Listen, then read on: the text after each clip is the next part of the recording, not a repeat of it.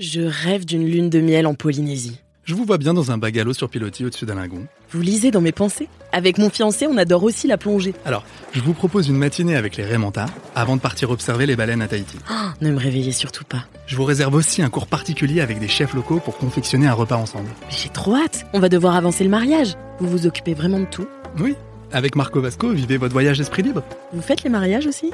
Rendez-vous sur marcovasco.fr pour imaginer votre prochain voyage sur mesure. Les podcasts du Figaro. C'est le passage entre le Cap Horn et l'Antarctique où là on a eu une tempête pendant 3 jours de 70 nœuds, donc 150 km/h de vent, des vagues de 10 à 12 mètres de haut. On se rend compte à notre échelle individuelle, on n'est rien. Et on se compare aux albatros qui vous passent devant et qui eux s'éclatent dans cet environnement incroyable.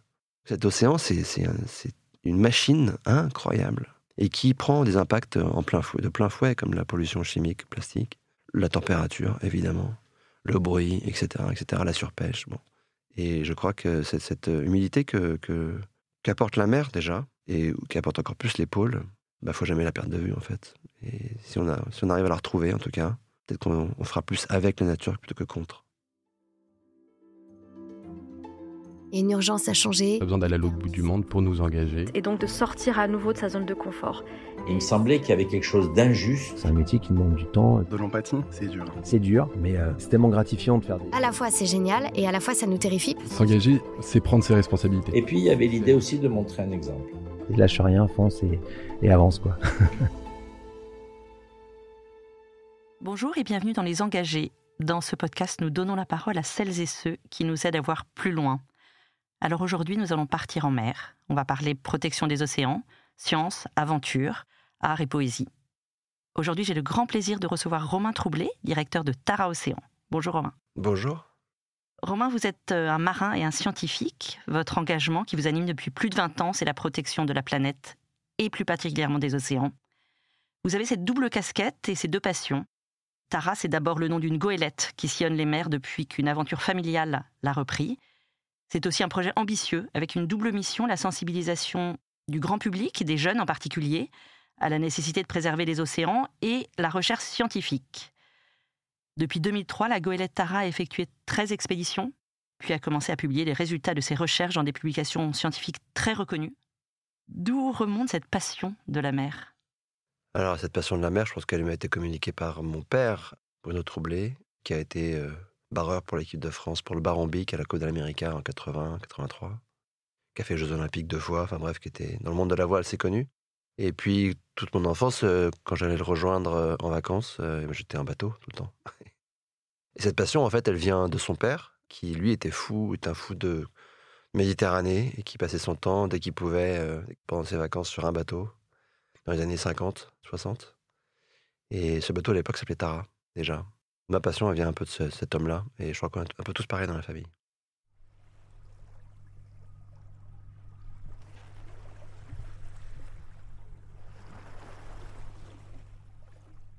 On ne n'est pas engagé, hein. Je crois qu'on le devient. Moi, j'ai toujours été... j'ai eu la chance de vivre toute mon enfance à la campagne, près de la nature, en montagne, en Provence, en Bourgogne, en Bretagne. Et donc, j'ai toujours été sensible à cette nature, ces grands espaces. J'ai été sportif de haut niveau, la mer c'était la testostérone, c'était la compétition, j'avais participé à 2 Coupes d'Amérique, donc à l'époque. J'avais pas du tout conscience de la protection de la mer. Hein.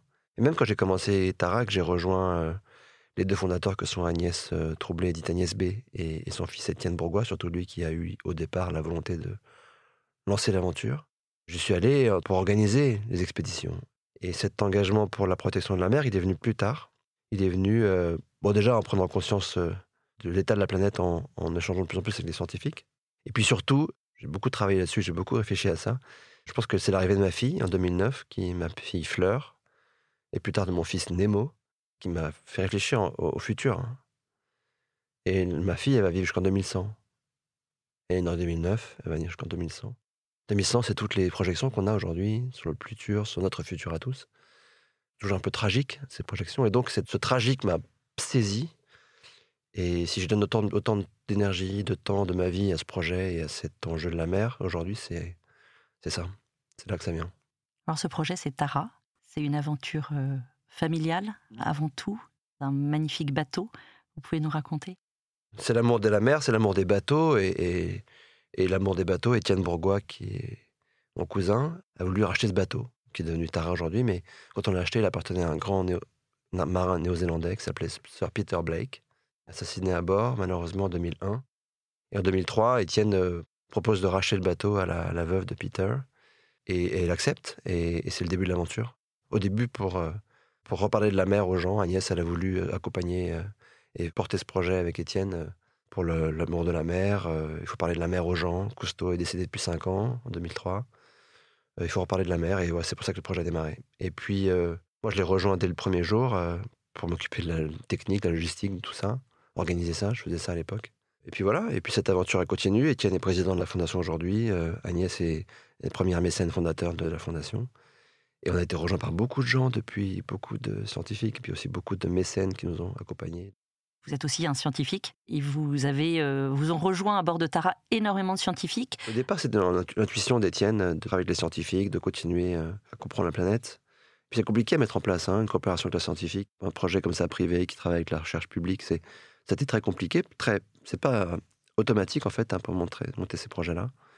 Et Tara, c'est vraiment devenu aujourd'hui un programme public-privé, c'est-à-dire qu'on a du mécénat privé, entreprise ou particulier, et puis on travaille avec la recherche publique, avec les chercheurs du CNRS en France, du CEA, de la Sorbonne, mais aussi avec plein de laboratoires dans plein de pays étrangers. À chaque fois qu'on part en mission, il y a 25 laboratoires impliqués de 10-12 pays. Il y a le MIT, il y a des laboratoires japonais, des laboratoires allemands, espagnols, italiens, américains, bien sûr, ou canadiens.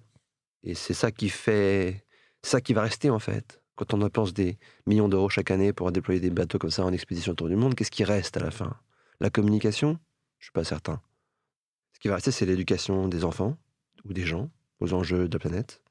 Et puis, c'est la recherche et la création de connaissances qui va rester pour l'humanité tout entière dans les années qui viennent. Donc, c'est vraiment l'héritage de ce projet, ça sera ça. Et c'est pour ça qu'aujourd'hui, on a vraiment mis l'accent sur cet enjeu d'explorer la planète et de partager cette planète. C'est ça qui va rester dans le temps. Donc à bord, il y a des scientifiques qui font des prélèvements. Voilà, donc comment ça se passe à bord du bateau ? Chaque mission où Tara part, en général, la goélette part entre 1 an et 3 ans sur un sujet. À l'échelle du globe, ces enjeux sont globaux, et donc la réponse et la science doit être aussi globale. C'est notre vision en tout cas. Et on prépare pendant 1 an à créer une équipe de scientifiques de laboratoire. Après, on met 1 an de plus pour préparer la mission, où on va aller, qu'est-ce qu'on va y faire, quel protocole, quelle recette, qu'est-ce qu'ils vont faire à bord, quels prélèvements ils vont faire, dans quel tube, etc., dans quel produit chimique on va mettre dedans. Au bout de 2 ans, on part en mission, et ces laboratoires qui ont tout préparé envoient sur le bateau des chercheurs et des postdoctorants, des étudiants d'ailleurs souvent, pour faire les prélèvements. Et tout ça se relaye à bord, non-stop, pendant le durée de la mission, avec à bord du bateau des marins, les 6 marins de Tara, de la Fondation, 6 scientifiques en général. Et puis on a 2 places particulières qui sont l'un pour un journaliste, reporter d'images, qui raconte cette aventure, qui partage, qui essaie de faire parler les scientifiques aussi, pourquoi ils font ça, pourquoi ils sont là en fait, pourquoi ils sont scientifiques aussi. Je crois que c'est important de le partager. Et puis aussi un artiste en résidence, c'est l'héritage d'Agnès, qui depuis toujours soutient l'art et la création, et qui ont été accueillis à bord pour partager l'aventure, un peu avec une feuille blanche, avec une carte blanche. Et c'est aussi une façon de raconter tout ça. C'est aussi, l'art est un langage universel, et je crois que c'est important de le promouvoir, de le faciliter, de l'encourager. Et en tout cas, c'est ce que portent Agnès et Étienne depuis toujours dans cette histoire. Donc, l'aventure Tara, c'est 2-3 personnes au départ. Aujourd'hui, c'est beaucoup de monde. Et sur la goélette, en expédition, vous êtes ensemble.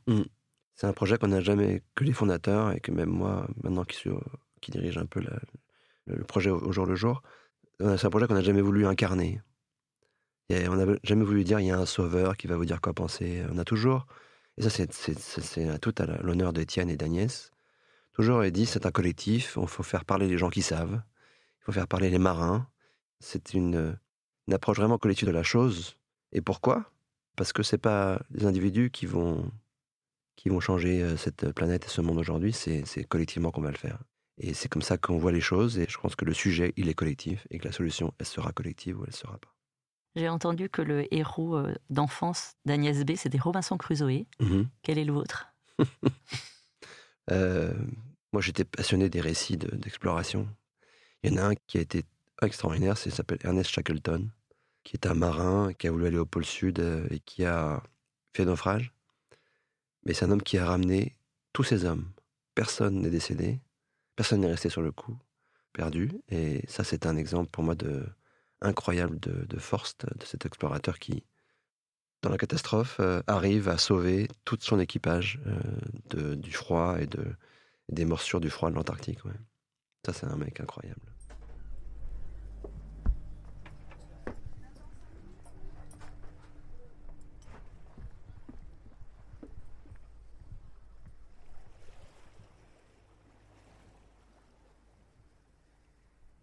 Vous avez beaucoup voyagé sur Tara.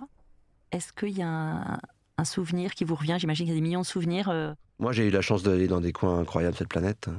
Dans les pôles, évidemment. Les pôles sont des endroits qui marquent, mais aussi ces îles du Pacifique perdues au milieu de cette immensité que l'océan Pacifique, qui sont quand même des confettis qui sont vraiment prenants quand on y va. Quand on se rend compte du changement climatique et de la montée des eaux, on se pose vraiment des questions véritablement existentielles sur ces îles-là.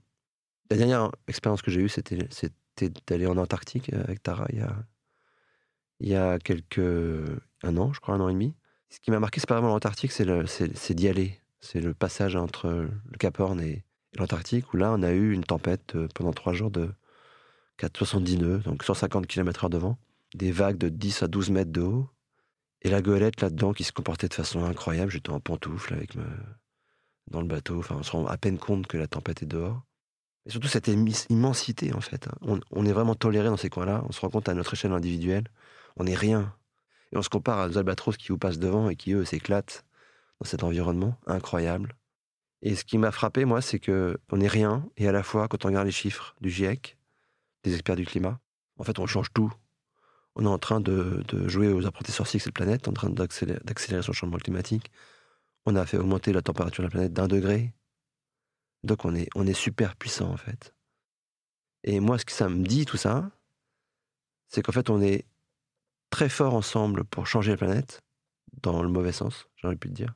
On peut avoir un impact aussi fort, celui qu'on a aujourd'hui, dans l'autre sens, pour le bien commun et pour un meilleur futur. Ça m'anime. C'est ce qui me rend optimiste. C'est ce qui me rend... et ce qui me donne de l'énergie tous les jours pour me battre pour ça. Parce qu'aujourd'hui, votre mission, elle est aussi à terre, à convaincre, à... Tout ce qui se passe dans l'océan, ça a décidé à terre. Tout ce qui se passe, tout ce qu'on pollue, tout ce qu'on surpêche, tout ce qu'on pêche mal surtout, tout ça c'est décidé à terre en fait. C'est dans les hémicycles, c'est un enjeu de l'ONU, c'est un enjeu de multilatéralisme, c'est un enjeu de connaissance, évidemment. Il faut de la recherche au milieu de tout ça, c'est important. Et tout ça, ça se passe dans les hémicycles, ça se passe à l'ONU, à l'Europe, au Parlement français, au Parlement de tous les pays. Et c'est là que le combat il se positionne en fait. Et quelque part, par le jeune d'aujourd'hui, c'est de les convaincre de l'enjeu qui arrive, et aussi qu'on peut faire quelque chose. C'est de changer les lois aujourd'hui pour améliorer la situation. Toujours se poser la question de savoir où est-ce qu'on a un levier, où est-ce qu'on peut agir en fait, où est-ce que ça a de l'impact d'agir. Et je crois que ce plaidoyer politique, au sens noble du terme, me semble être un des plus gros leviers qu'on a dans les mains aujourd'hui pour agir. Quelles sont, selon vous, les décisions concrètes les plus importantes qui ont été prises ces dernières années? Il y a la préservation de 30%. Tout le monde dit beaucoup, la Chine fait ci, fait mal, C'est quand même la Chine qui a tenu le marteau pour arracher à Montréal, il y a 2 ans, l'accord de Kunming-Montréal qui a ancré dans le droit international le besoin de protéger 30% de cette planète en 2030. 30% des terres, 30% de l'océan en 2030. Donc c'est très ambitieux. Est-ce qu'on va y arriver? Protéger comment? C'est la question. Est-ce qu'on protège bien? Est-ce qu'on protège juste sur le papier? C'est la question que tout le monde se pose aujourd'hui, surtout l'océan. Dans l'océan, il y a un sujet. Comment on protège mieux l'océan? Ça coûte cher. Et donc, comment on trouve des moyens, des mécaniques, des financements pour protéger cet océan efficacement demain? C'est un des sujets. Mais il y a aujourd'hui un traité sur le plastique international, à l'ONU. On négocie depuis 2 ans sur comment s'occuper de cette pollution plastique globale. Et on voit, comme d'habitude, des débats entre des pays qui produisent du pétrole et des pays qui n'en ont pas. Et c'est le débat qu'on voit à l'ONU sur le climat depuis toujours, qu'on retrouve aussi dans l'enjeu des polymères et des plastiques, parce que c'est ces mêmes pays qui les produisent. C'est surtout produit à partir du pétrole. Un des enjeux de Tara, une des missions que s'est donnée Tara, c'est aussi de communiquer, de partager auprès des jeunes et des enfants. Pourquoi est-ce que c'est aussi important et est-ce que vous pouvez nous expliquer comment ça se passe ? C'est hyper important parce que ça fait 20 ans qu'on fait ça. Je crois que ça fait 15 ans qu'on croise des enfants dans les classes en France, francophones en tout cas, et qu'on leur parle de la mer, et des enjeux de développement durable plus que de la mer. Ce qu'on fait avec les enfants, ça va plus loin que la mer en fait, c'est beaucoup plus large. Et c'est important parce que c'est les décideurs de demain, c'est eux qui vont consommer demain, c'est eux qui... Toutes les marques aujourd'hui qui vendent des choses s'intéressent à la jeunesse parce qu'en fait, c'est eux qui sont leurs futurs consommateurs, ils s'intéressent au futur. Et donc, il faut le faire aussi. C'est ce qu'on fait. Et il faut les sensibiliser à ces enjeux-là. Et donc, comment on fait ? On a fait le choix, il y a 15 ans maintenant, de parler aux professeurs des écoles, dans les collèges, lycées et primaires, avec le ministère. Et donc, on a produit comme ça 5 ou 6 dispositifs pédagogiques qui accompagnent les programmes, qui ne sont pas en plus. Et c'est pas que l'océan, c'est bien plus large. Et je pense que l'océan est aussi bien plus large que lui-même, en fait. L'océan, on ne se rend pas compte, c'est pas que de l'eau. C'est pas que beau en Bretagne ou en Méditerranée ou dans les Outre-mer. C'est un endroit qui stocke du carbone. 40% de la planète, du carbone stocké chaque jour l'est par l'océan. Qui produit l'oxygène. Plus de la moitié de l'oxygène produit chaque jour est produit par l'océan. Qui produit des protéines pour plein de gens. Et donc cet océan, c'est une machine incroyable. Et qui prend des impacts de plein fouet, comme la pollution chimique, plastique, la température, évidemment, le bruit, etc., la surpêche. Bon. Donc il faut le préserver parce que ça recouvre 70% de la planète, 71% de la planète. Et forcément, il a un rôle majeur dans le futur. Et dans notre présent déjà, et dans le futur encore plus. Quels sont les projets de Tara aujourd'hui ? Alors on a 20 ans, à 20 ans on a la pêche, à 20 ans on a plein d'énergie et donc on redouble d'efforts et les enjeux aussi sont de plus en plus prégnants. Et puis la perception de l'enjeu, de l'urgence aussi change. On voit bien que depuis maintenant 5 ans, on est en train de perdre de vue tous ces enjeux vitaux que sont l'environnement, le climat, la biodiversité. C'est dû aussi à la différence de vitesse de développement des pays. C'est dû à la conjoncture, évidemment, économique mondiale. Mais il ne faut jamais perdre de vue ces enjeux-là.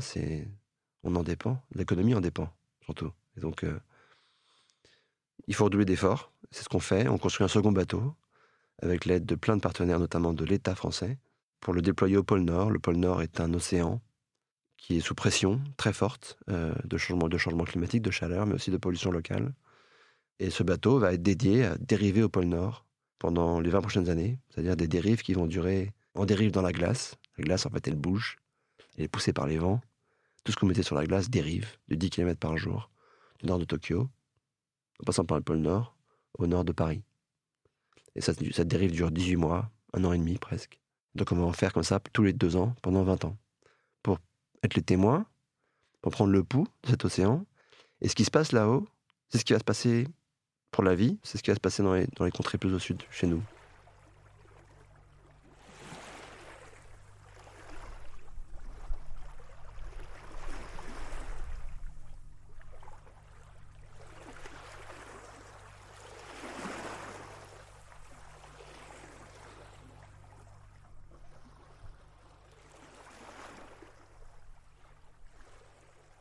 Le réchauffement climatique au pôle Nord, il est 3 à 4 fois supérieur à Paris. Donc il y a un vrai enjeu de comprendre et d'anticiper ce qui va se passer, et d'aller voir, même avant que ça change aussi, parce qu'on va sans doute perdre beaucoup d'écosystèmes, beaucoup de pans entiers de l'évolution de la vie sur cette planète, vont sans doute être changés à cause du changement climatique et de ce qui s'y passe. Donc il y a une urgence à aller voir, à aller témoigner. C'est une question de bien commun, de patrimoine commun, de commun en général en fait. Quand on est à côté des pôles, qu'est-ce qu'il y a de fascinant et d'angoissant à la fois ? La force, comme je l'ai déjà dit, on n'est rien au pôle. Quand on est dans les pôles et qu'on voit la puissance de la nature, on se dit qu'à l'échelle individuelle, on est vraiment toléré, quoi. Et c'est pas un sentiment qu'on a vraiment tous sur cette planète, l'humanité. On n'a pas l'impression d'être toléré, quoi. On a l'impression d'être dominant. Et que tout ça est un dû. Et je crois que c'est cette humilité qu'apporte la mer, déjà, et qu'apporte encore plus les pôles, faut jamais la perdre de vue, en fait. Et si on arrive à la retrouver, en tout cas, peut-être qu'on fera plus avec la nature plutôt que contre. C'est ce qu'on fait depuis 100 ans. Merci beaucoup Romain. J'en viens à la question rituelle du podcast Les Engagés. Si vous étiez à ma place, quel engagé inviteriez-vous ? C'est une bonne question. Moi j'aime bien les engagés qui font pas beaucoup de bruit, qui parlent pas trop d'eux-mêmes et qui parlent surtout de la cause. Et il y en a une que j'aime beaucoup, à qui j'ai travaillé beaucoup dans ma vie avant, qui s'appelle Stéphanie Clément-Grandcourt, qui dirige la Fondation pour la Nature et l'Homme, qui travaille beaucoup sur les enjeux de transport, mais aussi d'agriculture, qui sont aussi des enjeux complémentaires de la mer. Merci beaucoup, Romain. Je rappelle que vous êtes directeur général de Tara Océan. À bientôt. À bientôt. Merci d'avoir écouté ce podcast. Je suis Aude Cérès, rédactrice en chef au Figaro. Vous pouvez nous retrouver sur Figaro Radio, lefigaro.fr et toutes les plateformes d'écoute. Si vous avez aimé ce podcast, n'oubliez pas de vous abonner et de donner votre avis sur Apple Podcasts et Spotify. À bientôt. Je rêve d'une lune de miel en Polynésie. Je vous vois bien dans un bungalow sur pilotis au-dessus d'un lagon. Vous lisez dans mes pensées ? Avec mon fiancé, on adore aussi la plongée. Alors, je vous propose une matinée avec les Raymanta avant de partir observer les baleines à Tahiti. Oh, ne me réveillez surtout pas. Je vous réserve aussi un cours particulier avec des chefs locaux pour confectionner un repas ensemble. Mais j'ai trop hâte. On va devoir avancer le mariage. Vous vous occupez vraiment de tout ?